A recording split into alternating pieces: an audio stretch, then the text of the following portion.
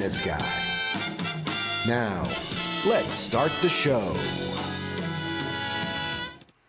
Hey, good evening, everybody, and welcome to the Business Awareness Show. My name is Norman Wasserman. I'm also known as the Music Man. I'm also known as the Awareness Guy, and I'm also known as the Pain in the Ass. But depends who you're asking when that goes. Linda, welcome here, the lovely Linda Grace. I appreciate you being here tonight. You Hello, notice hello. I never give you a last name. I'm always calling you Linda Grace because And that's okay. the word Grace and you are synonymous. Oh, Was thank you. was that wait, Lowell, was that good or not good? That was some good shtick, I think. That was good stuff. It's Yeah. getting deep, right, Lowell? Oh, Yeah, I got to Yeah, get the chest waders out. it's not his first rodeo, I don't think. so let me introduce you, Linda Grace Farley. All right, Yes, tell yes. everybody what it is that you do.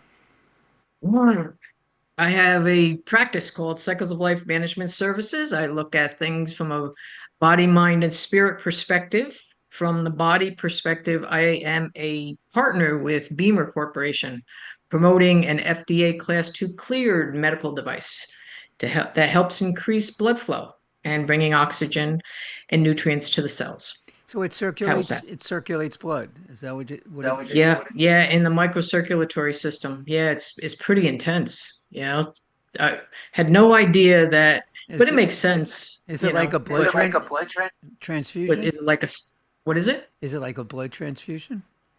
No, no, no, Not no, like no. that.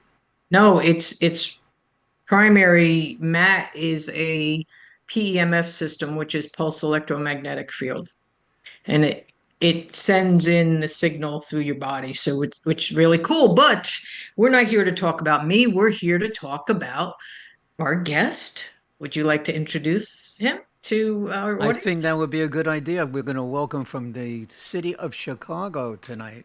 Yeah, last night we were in Long Chicago. Island. Now tonight we're going to be in Chicago. Next week we're going to be in other parts that are around the country.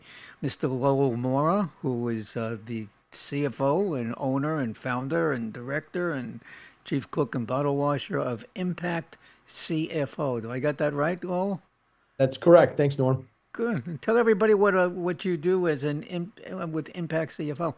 Yeah, Impact CFO is how how I brand myself, and I talk about it is a full-time fractional CFO practice. So what does it mean when I say a full-time?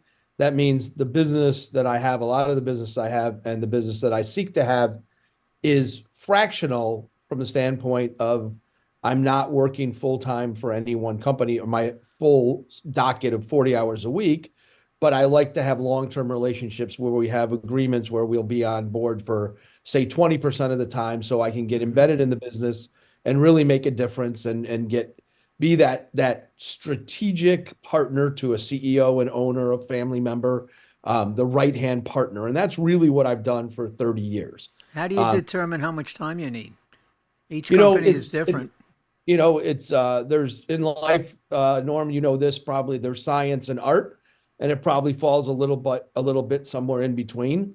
I usually have a pretty long, at my expense, conversation with the clients to see what is it that they need or what is it they think they need, and then we come up with what we really think we need. Sometimes it comes down to budget, right? Yeah, Because sure. it's what can they afford and what can I do? And I do business that I bill by an hourly rate, and I do interim work and I do projects, but that's not the bread and butter of what I do. The bread and butter of what I do is, so I typically will go and say, okay, our contract is for 16 hours a week on average. And I like to have a retainer and bill that monthly. And Hmm. if I'm going to do 1 week, I'm going to do 24 hours for you. And the next week I do 10 or I do 14 because I'm not necessarily sitting and calculating it by each hour. I didn't Hmm. go to be an attorney because I didn't want to track every hour. I want to give the clients what they need, right? And what they're paying for. So if it takes me a little more time, I'm not a 40-hour a week guy. So whatever it needs to do to get the job You done, get it we all done. carry these things, and I'm on call 24/7 for what the business needs. I'm not a brain surgeon, thank God, but that's what I do. So Speaking about being a brain surgeon, uh, No, I'm not going to go there. Speaking about being a brain surgeon, your history, your work history. Why did you choose the financial world? And we were discussing before the show, my knowledge of the company that you work for, and probably others that you have worked for as well. Why and how and all that good stuff. I tell my origin story, I guess, or not my all the way back to the origin, but my origins of going in and starting in accounting. Um, I grew up in a lower middle class family. We weren't in want, but we didn't have a lot of money. It was very clear, but neither of my parents went to college. But it was very clear that my brother and I were going to go to college, which meant we had to do a lot of extra work and work part-time in high school to get there. But I was a pretty compliant kid, and it was very clear to me that I better come out of college with a vocation. So my mom always worked as a bookkeeper in an accountant's office, and somebody said to me when I was about 13 or 14, I really think would be good if you're an accountant. You should be an accountant. So I said, hell, what the hell? I'll be an accountant. I was good at numbers. I took the classes. I liked it. And so I kind of just fell into it. Now, I still think I tell kids today, I think it's the best breeding ground for a long business career. Because you just, if you're an accountant, there's so many different paths to take within accounting. You talk about, we were talking a bit about Arthur Andersen, and people go in and they start their career as an auditor at a big six. Now it's a big four firm. Some of the people stay there forever, and they're technical experts and they have clients. Yeah. I was really interested in going into work for a company that I could be a part of, that I could really see that difference from operational standpoint and getting involved. So that's kind of how my career has gone and where I started from. That's a good foundation. When mama tells you, I think you might want to go into here. I always listen to my mother. So Yes, yes. And the numbers, yeah, obviously not everybody that takes accounting is an accountant, let's be honest, right? They go to school, but there's just something special about someone who has the knack for numbers, right? Can you, give us a little story about that? yeah, I've just always been good when everybody says to me, my kids who have no interest in accounting or Excel spreadsheets or any of the things I do, they say, you must be good at math, Dad. And I said, yeah, if you can add, subtract, multiply, and divide, and maybe do some percentages, then you can do accounting, because it's not about that. Yeah, I've always had a head for numbers. I see numbers really well. I think it's just one of the things that's a God-given ability. And you have to like it. I like dealing with the numbers. I can calculate things quickly and look at them. There's certain things you're good at, and there's certain things that you like. So I was a pretty gifted writer as a kid and young, but I hated it. It was drudgery. So I just trudged through it, and and don't tell my kids this one. They're probably going to listen, but I could I'd spend 14 hours writing an essay and I'd get a B plus, and then I'd spend 4 hours writing it and I'd get a B. So I did the cost benefit analysis, and I said, what should I do with my time? So, I always was good with numbers. I was fairly good with math. I'm a very competitive guy. So I always wanted to, get into business. Business is about winning, right? Yeah, yeah. Business is about winning, and you can't take that competitive nature away. So how do you win? You win by counting up what you've done and what you haven't done. So Yeah, yeah. And what just came to mind when you're talking to CEOs of companies, they obviously help me understand if they're pulling you in as a consultant to help them. There must be some issues that they can't see, right? So yeah. how do you help them to see then? Yeah, what's okay. And this wasn't necessarily my intention as I got into my career that kind of shifted in 2000. I wasn't going to go and work at a company for 40 years like people used to. So when you work at different companies and you work for smaller to mid-sized companies, you kind of get in, it's 4, 6, 8 years, you learn that business and you're not seeing things as well. when you've gone and worked for 5 or 6 different businesses like I have, you learn how to get that learning curve to be shorter, and you can see things. I tell people all the time, and anybody who's listening to this, who's heard me before, I said, I'm not a dumb guy. I'm not the smartest guy on the earth. I've just been around the earth doing this for 30 times. So when you come and you've worked for several different businesses and you've seen different things, I've just seen it all in different iterations. So, and what happens is when you come into a business, people who have been in the business for a long time, especially family owners or longtime owners, they know what they know, but they don't know what they don't know. And I've gone into a lot of businesses, and there's typically, if they know 10 things about their business that are absolute facts and truths, usually 8.5 of them are actually true. So how do you show them as a CFO? How do you show them that the 1.5 that aren't true? First, you have to prove the 8.5, and then the 1.5 that aren't true, you have to show it to them with actual facts and figures. A lot of businesses don't have a hard time getting at their facts and figures. I help them get at their facts and figures.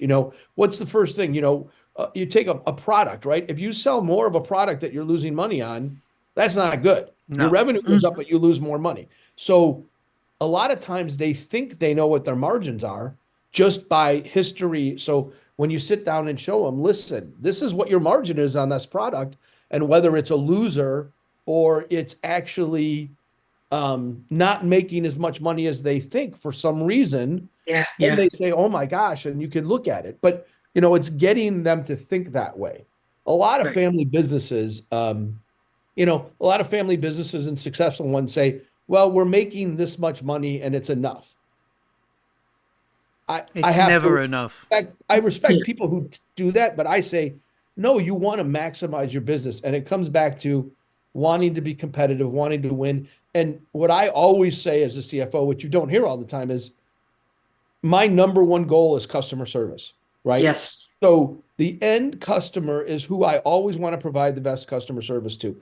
If I'm in the accounting department or I'm somewhere and I'm not touching the actual customer, you better damn well be providing the best internal customer service you possibly can, because that's what it's all about. And that's what, it sounds so simple, but there's so many people who don't do it. So, but you know something, Lowell, you brought up a good point. You have a mom and pop operation, and they know this, but they never traveled.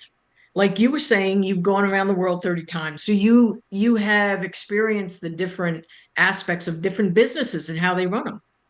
But they have myopic vision, and that's why they don't see what you would see. So educating them to that is that's like a huge learning curve, isn't it? It is. It's a huge skill, and it's they'd say this all around all the time. Being the CEO or the owner of a business, that's the loneliest job in the world, right? Because you don't have anybody typically to go to. Sometimes you have a board. That's what the CFO is. The CFO is that conscience or that confidant to the CEO, right? Because we can go in a room, and I've worked with a lot of CEOs. We can go in a room and we can disagree till the cows come home. But when we walk out of that conference room, we're on the same page. We're lockstep because we have to be. But you need, as a CEO, and this is what I believe, is a CEO needs to have somebody who can disagree with them and challenge them. A lot of times people don't, and there are CEOs and owners who don't want to be challenged, and that's how they are. But that's how new ideas come out, and that's how things come and evolve. That's how businesses get better. And it doesn't take 15 minutes. It takes a long time to have those discussions and to build those confidences. You did a lot Norm, of... do you have any? I'm just letting the two of you... I apologize. No. Manufacturing. Is manufacturing your strength as far as industries go? When I explain what I do, I've had a lot of experience in manufacturing. Most of the businesses I've been in have been manufacturing, some industrial products. But I have kind of a subspecialty within that. I've been in 4 businesses that sell some type of equipment, okay? And then after that, it has what I call a robust after sales portfolio, meaning parts, service, Right. maintenance, and all that. So I've been in two businesses that sell essentially equipment off the shelf that is equipment that goes in and maybe it costs 3,000. I'll give you the example. I worked for a company, a German-owned company, family-owned company called Bizerba. We sold scales and slicers. They still do it, and they're doing great into the retail sector. So grocery stores, food service, restaurants, sandwich shops. What is their name? The name is Bizerba, Bizerba. Never I heard of love them. the company. They're headquartered out of a town in the southern, in Baden-Württemberg in Germany, the southern part. And the name of the town is called Ballingen. The name of the family that owns the business now is called the Kraut family, but the name originally came from, the name of the family was Beezer, and it's been in business 150 years. And they took Beezer and the two first letters of the name of the town, Ballingen, so Bizerba. So they compete with Mettler Toledo, Hobart, and all that. And my plug is that I was involved in when we started trying to get the big whale, the white whale, which is Subway, which if you've seen any of the new Subway commercials, Mhm. Patrick Mahomes and all that, they're slicing in store now. So they're putting in thousands and thousands of scales. But that business, we sold the equipment, an average scale, $3,000, slicers, 1,200. And then a quarter of our business was parts and service and maintenance. I've been in a couple businesses like that, which I really like. And then I've been in two businesses that are, I call them long-term contracts, highly engineered product systems and products. So the business that I helped sell at in 22 is called UCC Environmental. And what we sold there, engineered and sold, was highly engineered systems that process waste from power plants, primarily solid ash from coal plants. Now they're doing a lot of other things, wastewater and all those things. Now the average project there was like $7 to $10 million. So 3/4 of our business was those systems, and it was highly engineered, lots of engineers. And then we sold parts and service. That, I don't want to get too technical in accounting, but that's percentage of completion accounting, contracts, and different things, which is just a different nuance to it. So I have a specialty in those, but I also know all industrial products, manufacturing, all those things. So Did you get down deep and dirty and get involved in all their cost accounting and coming up with all kinds of quotes and prices and yeah, I don't think you can be a CFO and not get involved in that or have a great team. especially I in mean, manufacturing? I've rebuilt Yeah. standard cost systems, and a lot of times it's just it's not paying attention to it. And I was in a business where we made conveyor belts, right? And I went in and I started looking at it and what's our margins, how are we looking at it? They hadn't changed the standards for like 15 years. And this is the kind of guy that I am, and I spent a lot of time on the shop floor. I ask a million questions. I'm not an engineering mind. But I said, well, what's the standard for that operation on the floor to cut that piece of conveyor belt, right? And they said, I don't know. It's in the system. It's been there for 20 years. I said, well, let's do an engineering study. Well, what's an engineering study? An engineering study is as simple as me standing there and timing you as to what you do. It doesn't have to be advanced. I'm just interested in stuff. I spent a lot of time, I'm not the quickest pickup on how machinery works. So I'll spend a lot of time looking at it and understanding how it works. So I worked at the company that I helped sell in 2019 was called Cummins Allison. We manufactured 250,000 square feet of manufacturing in Mount Prospect, Illinois. We manufactured, sold, distributed, and serviced equipment that counted and scanned coins and currency. Now, we didn't compete very well with the front of the office Coinstar, but we had a lot of back office coin counting things. So if you imagine how that does that, we actually had the water jet machines that cut all the grooves for the different coins, right? Because just imagine there's a big giant disc.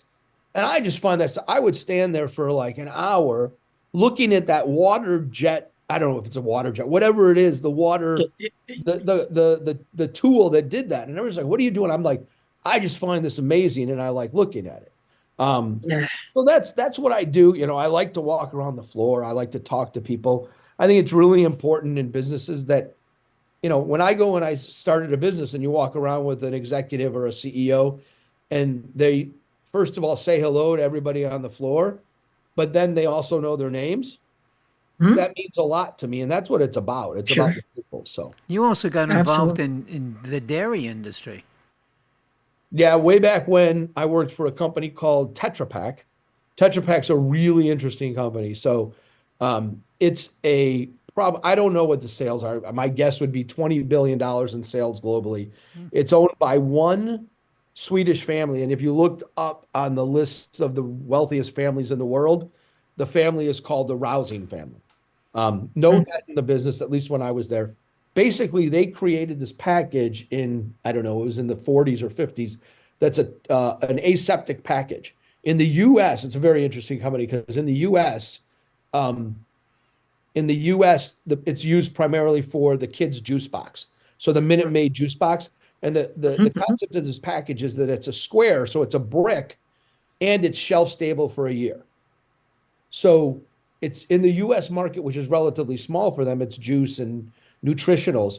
Globally, all white milk, except for the US and Canada, which won't accept the package due to very earlier pasteurization and um, refrigeration here.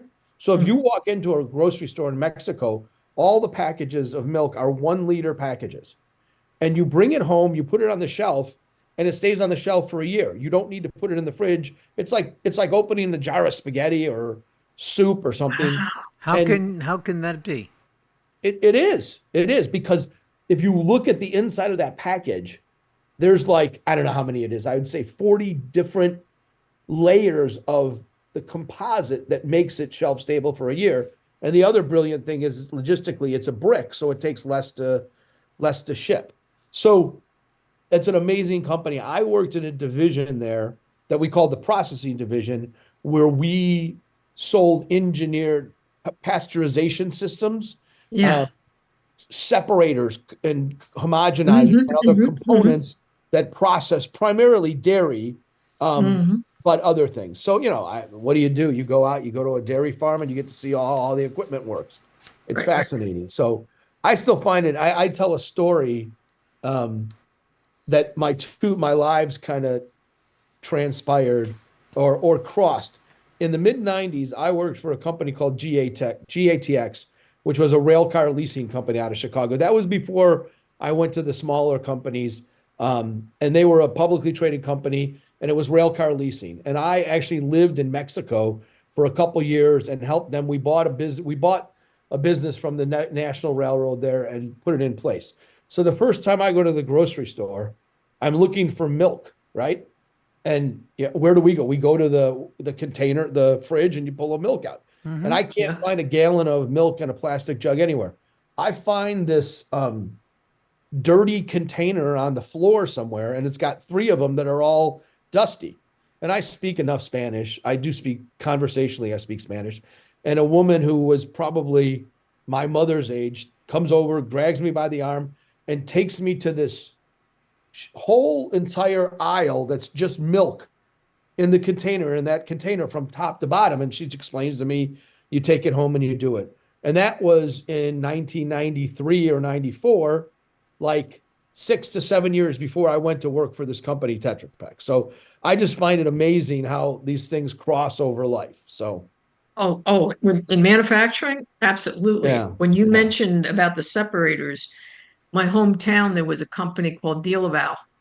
Oh They yeah. used to make, So yeah. D Laval is part of Tetra Pak. So there's a Oh, there's a okay. there's a company at the top. I don't know what it's called. Alpha Laval, Tetra Laval, and Hmm. Alpha Laval and D Laval are part of one side, and Tetra Pak is the other side. So Interesting. it's a big conglomerate. So yeah. Oh, So oh, D for sure. Laval does a lot of the agricultural and Yes. industrial components.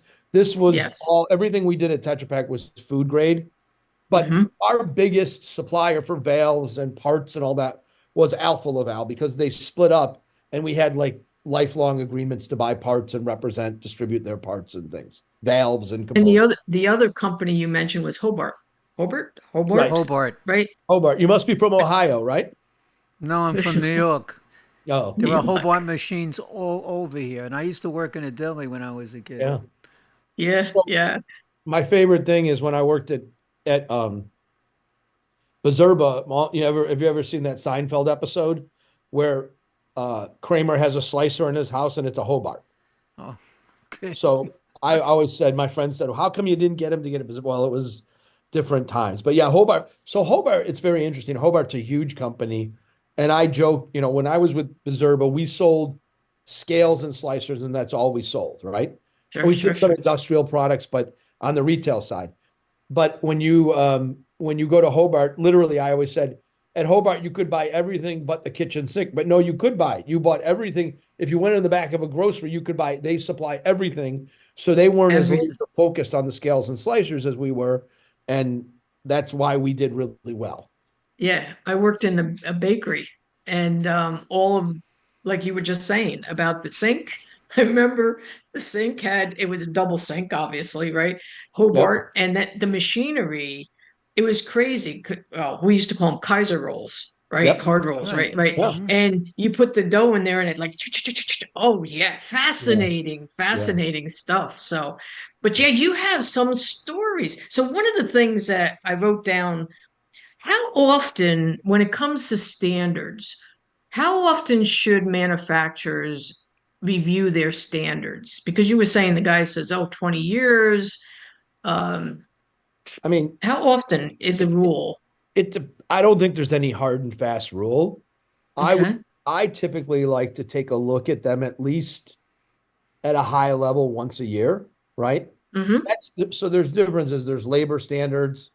When you're talking about cost standards, those get updated through your inventory purchases, right? Sure, So sure. that's getting Yep. updated. But anytime you substantially change an operation in a Mhm. factory, you need to take a look at it.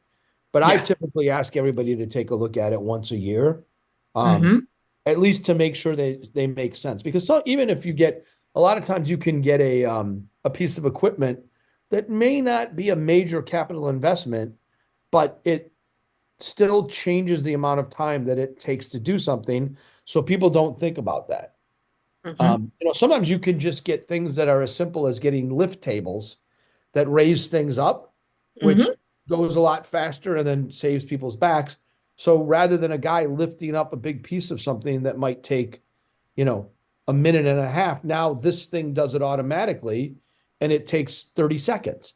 Now, okay, how big of a difference? But that could be a big difference if it's a minute or a minute and a half repeatedly over the time. So I have so a again, most question. of the things I don't, I'm an accountant and I'm probably the least, So we're going to ask you just to take a deep breath for just 1 second. And then we're going to ask you to tell everybody how they can get in touch with you. Yeah. And Sure. repeat your phone number twice if you wouldn't mind. Yes. So the name of my business is Impact CFO.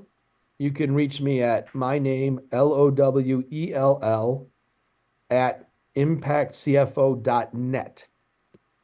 And my phone number is 847-212-4081. 847-212-4081. You've done that like you've done it before. Never been on a podcast before.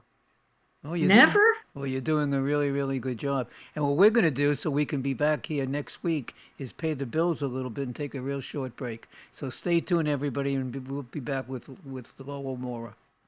My name is Lisa Rodino. I am a commercial loan advisor and broker. Have you been finding that your business's cash flow is not where you need it to be? Have you found yourself taking from your personal accounts to meet your business's obligations? Have you found that those quick solutions of quick money are starting to get awfully expensive? My job is to find the right funding products for my clients so they can get back to working in their business and give me the task of finding the best options for their situation. Give us a call today to learn more. 516-268-0000. Good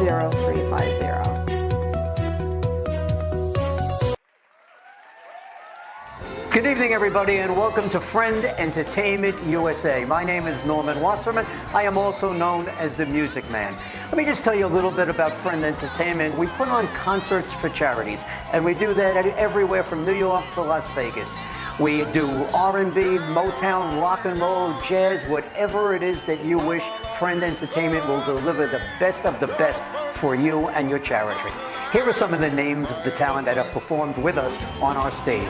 Stevie Wonder, Tina Turner, The Temptations, Earth, Wind and Fire, the one and only ELO, Elton John himself, Kool and the Gang, and the fabulous Donna Summer.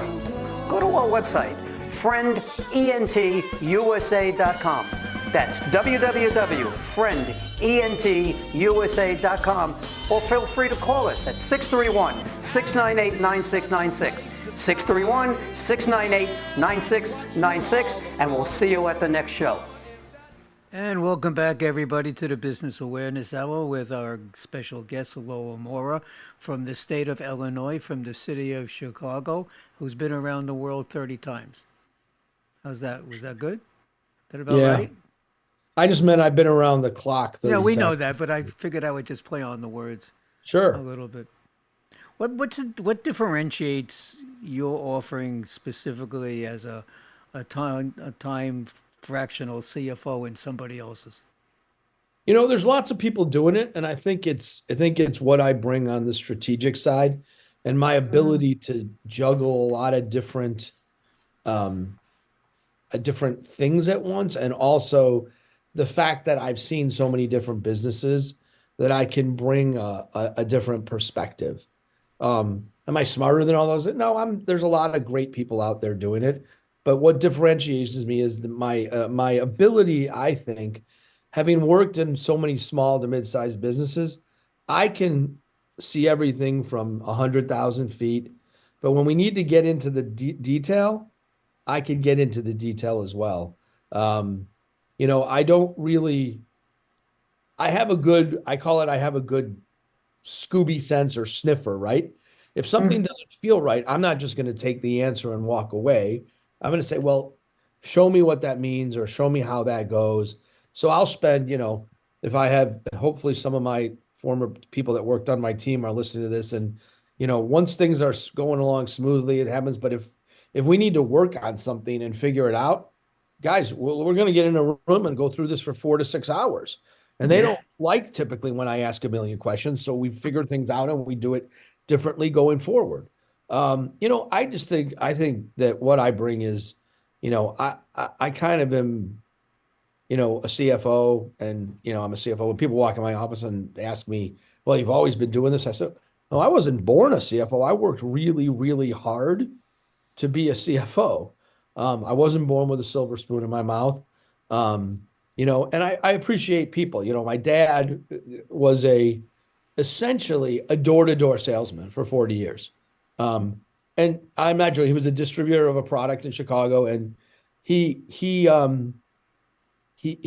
sold a Paymaster check writer, which I won't go into, but he was a distributor. I remember those. It was 100% commissioned product. And I kind of joke tongue in cheek, I understand it, sales guys. If he didn't sell those, we didn't eat. Now, did we ever not really eat? No, I didn't know. That wasn't that bad. But I have a really good ability to connect with salespeople because I lived with a salesman and I know that. And I knew that I have this personality to do a lot of stuff, but I'm not a salesperson. I'm not cut out to be a salesperson. You just People have a that great work on the personality. Huh? You just have a great personality. People who work on the floor, I love telling this story.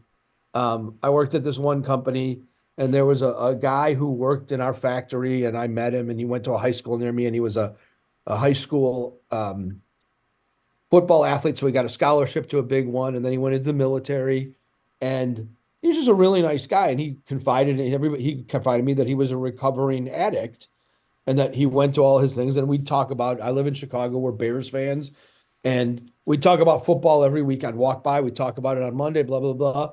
And then I said to him one time, I said, well, do you want to go to the game? I had season tickets at the time. You want to go to the game with me? And he looked at me like, you would go to the game with me? And I said, sure, why not? I'll pick you up. We'll have something to eat and we'll go to the game.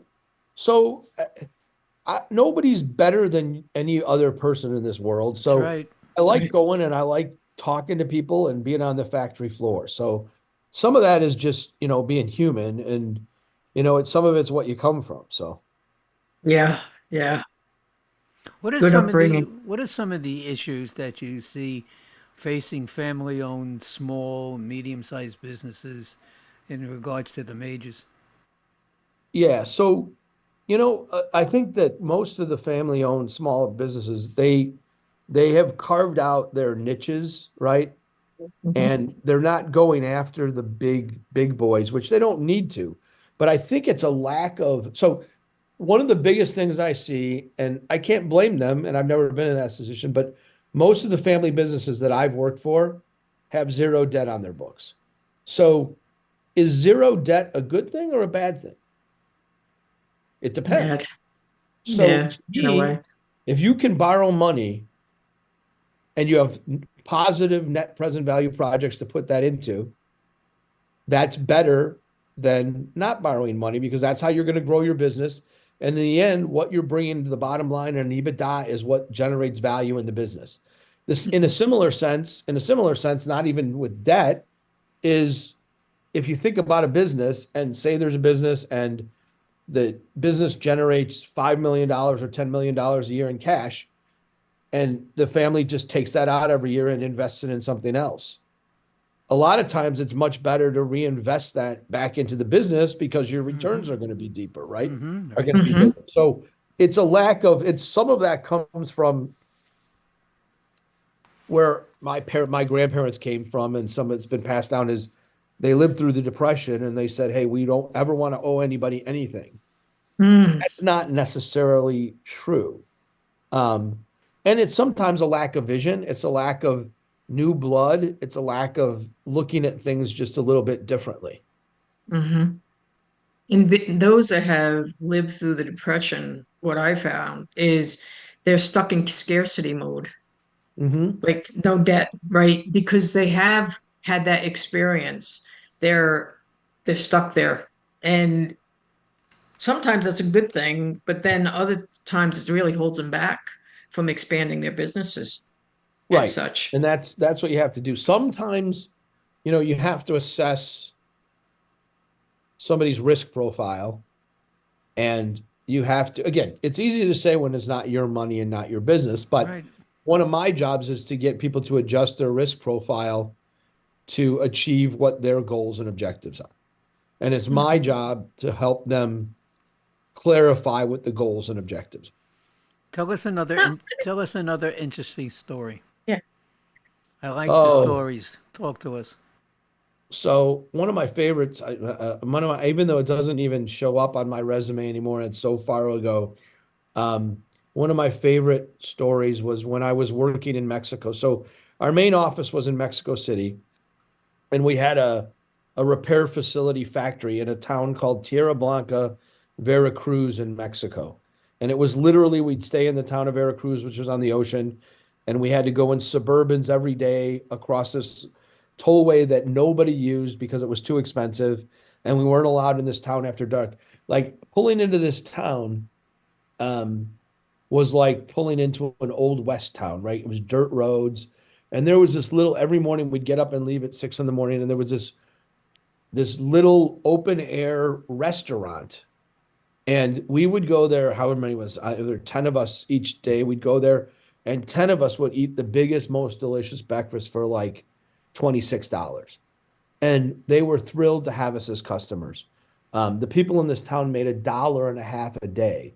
But the coolest story, one of the coolest stories I had is so we had to figure out how to pay these people in Mexico, right? Because it was a startup, brand new business. And the way that it used to work in Mexico was you literally on Fridays, an armored car came, an armored truck, and gave the money to the people. Now, there's lots of risks with that, with the stealing and all that stuff. So we set up a system, and I went to this little tiny bank branch in Terra Blanca, Mexico. Banamex is the banks there. and they had a system called Pago Monaco. So all that had to happen was we had to set up bank accounts because nobody had bank accounts for each of these people there. Right. And then on Fridays, they would go and they had a card and they'd put it in there and they took their money out. And it seemed so simple, but it was like the coolest thing ever. I also learned that the workers, most of the workers were men, and they didn't like it because a lot of times that Fridays they took their money and before they got home, they drank it all. So the wives were holding onto the cards so they couldn't go to the bar before they came home. But some of those stories were just amazing. And talking to the people there and just learning the culture and doing all those things. You know, I'm not the most well-traveled guy in the world, but I've been in a few places in Europe and just seeing how people appreciate different things in different places of the world. So I just come home and I'm like, wow, I've got a nice bed and a nice house and, you know, Yeah. I have a door on my house. So I just appreciate that. So I so know, yeah, I learned a lot of stuff working in Mexico, and I've worked for several other businesses. I've worked, you know, I have never lived there again, but I've traveled there and done all kinds of things and just seen amazing things. So Mm. it's funny. Everybody asks me, I've never been on vacation in Mexico. I've only worked there. So someday I have to take a vacation. go make sure you go to an all-inclusive. Yeah, you know, we got to consult with the wife and the 3 daughters and see what we do. So Oh, no, so you're a tag along. yeah, well, typically, Well, I've yes. been a tag along too, so I mean, I know just what it's all about, Yeah. and I also have daughters, so I get that. You know, how do you, as a CFO in a CFO position, position yourself in management team, and what's the philosophy that you use? So I have a lot of theories. You're hearing all my theories today. I think it's fairly easy to get along with your boss or your superior, call them the CEO, the person, the CEO, or whatever, because that's a pretty well-defined relationship, right? And it's pretty easy to get along with the people who work on your team because technically you're in charge. The hardest part has always been working and creating those relationships with your peers, right? The other Yeah. people at that management level. And if I sat here and told you that everyone I work great with, I'd be full of it because there's no way I have. But I spend a lot of time trying to work through that relationship. It's a lot easier to do things when you have direct authority, right? But when you have to work as a team member, you have to gain, you know, I always go in and say, first you have to gain credibility. And with credibility comes respect. And then you get the ability to get information and things from people. It's all about information flow. It's all about sharing and getting information because we all do our jobs better when we do that.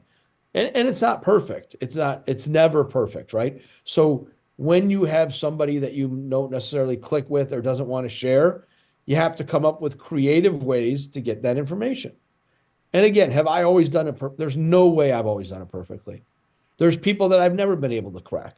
But, you know, when you know that you get there, and when I talk about when I worked at Bizerba, I was in Maryland at that time just for 4 years, and I was the only management team member on the ground. But there were my boss who worked out of Toronto, is a great guy, one of my favorite bosses. He and I talked once we got going. He and I talked on the phone 6 times a day. We were rarely in the same city. And there were 2 of our other team members who we became very close with, and I talked to them several times a day. There were a couple team members that I couldn't crack, right? But that's how you see that you're getting the info, and then you find other ways to get the info. Sometimes you can create relationships through your team members, the people that work on your team, because they can crack it and get confidants and people there. So Yeah. it's hard. It's hard. It's a hard thing. What was your Yeah, break? because, you know, Go ahead, Lynn. oh, I'm sorry. Go ahead, Norm. Go ahead, Norm. No, I'm the gentleman. You go. Oh, thank you.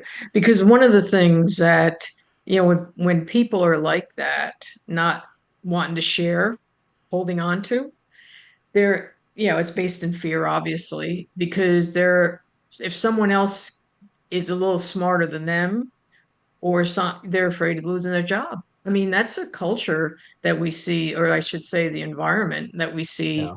all the time.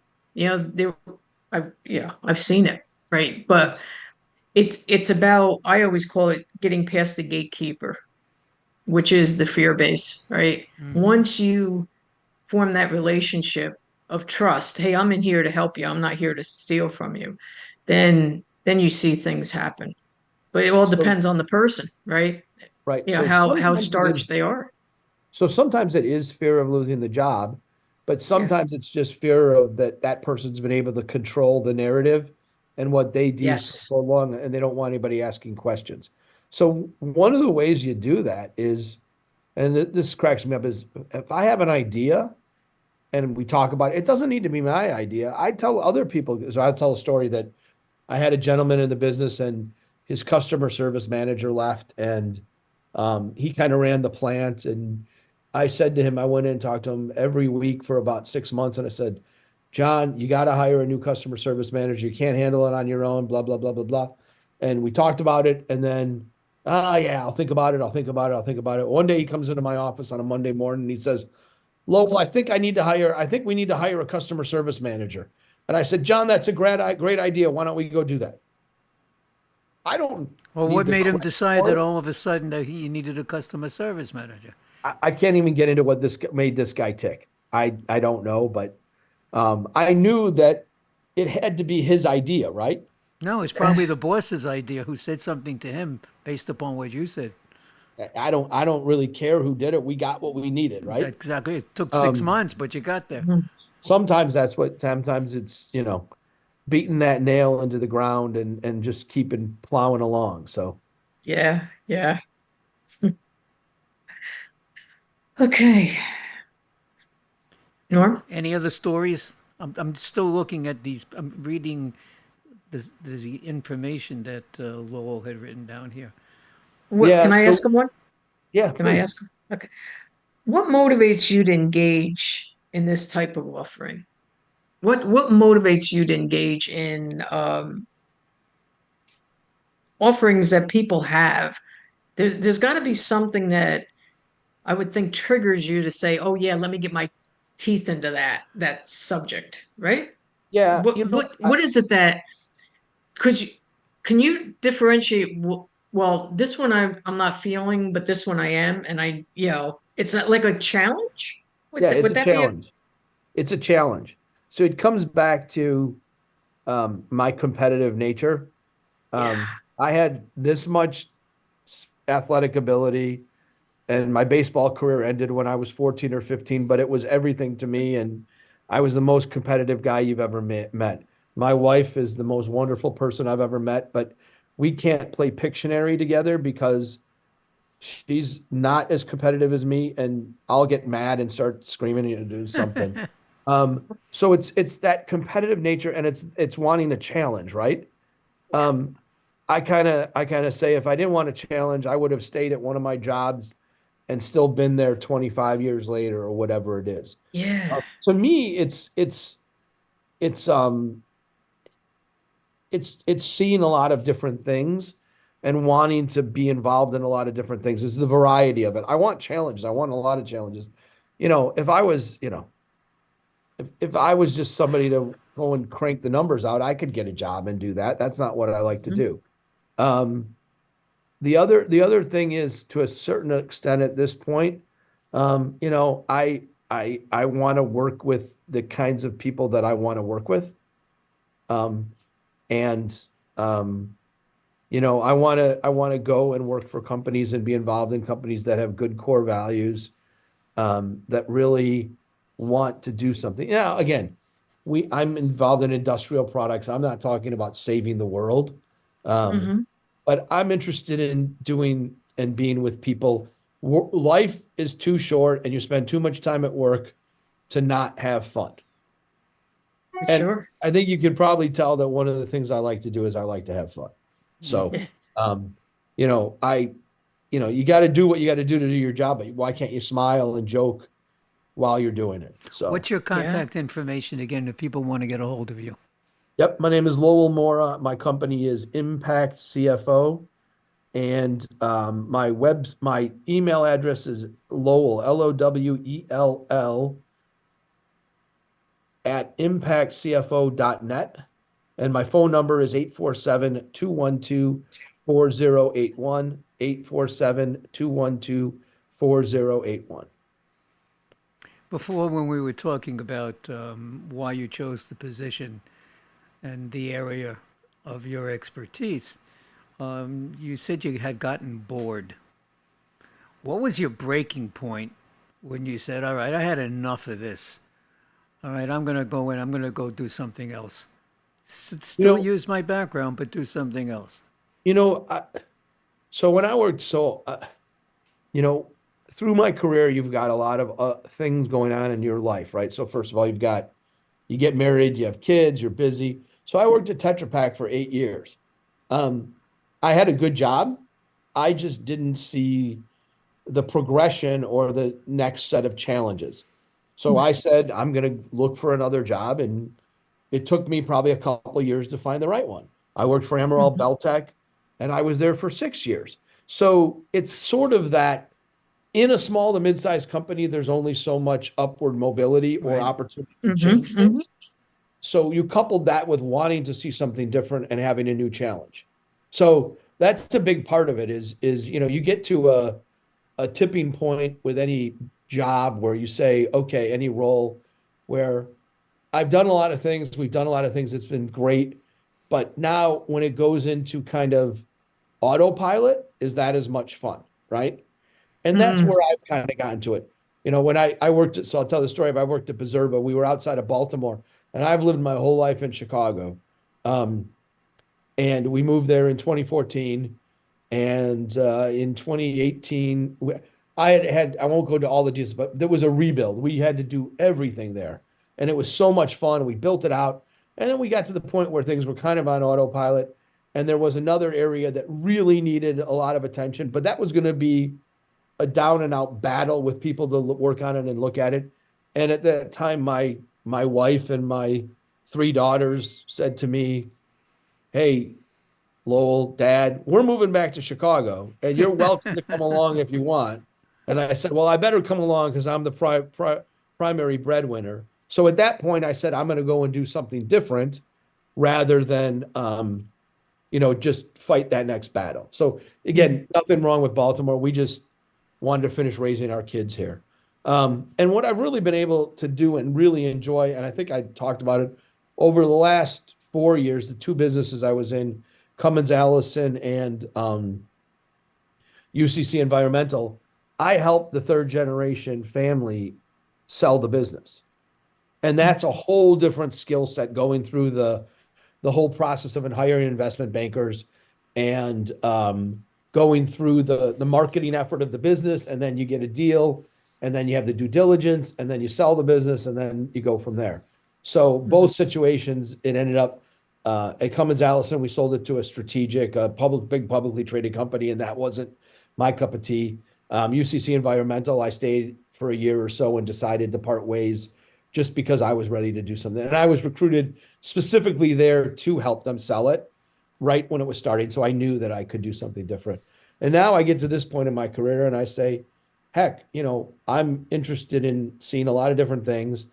And I have to admit, I like the flexibility and the ability to do a lot of things and have the freedom and flexibility to be where I want to be. So, Do you do seminars? you know what? I haven't, but Why that not? might be something that I could do up. We know Because you're the first guy that ever suggested I did it, Norman. So now I think you and I got there's- a business. You honestly, and no disrespect, you got to be nuts not to do one.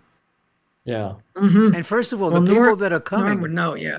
the people that are going to come are people that were basically interested in what you're offering. Right. That's why they're coming. So Yeah. half your sale, if you want to call it a sale, half your sale is done by the fact that they show up to Yeah. see what Yeah. you have to offer. You got to go and do that. Yeah. Well, And we should talk to the him host offline for on I'll that. be the host for the evening for you if you want. okay.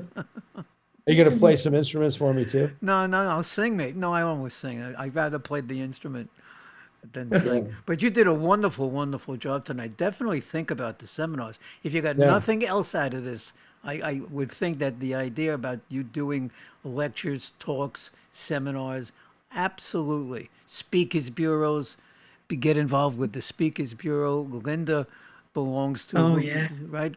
What's the Yeah. name? Oh, Toastmasters. Yeah. Toastmasters International. Yeah. You know, you Yeah, got so- that's another way to income, an Yeah. income And- trail and- for yourself. Yeah. Yeah. And Lowell, we could talk as well. But I have a question before we wrap it up. If you were asked to be the commencement speaker in a graduating class at any college Good question. that you'd like, what would be the word of advice that you would say to these students that are poised and ready to go out into the world and start a career? That's really interesting. And it's good that I have an answer, but I have a two-part answer. So Okay. one thing is that I would say, and this has been the cornerstone of everything I've done in my entire career, is sometimes the only thing we have in life is our integrity. And I've always acted and worked with the highest level of integrity and honesty.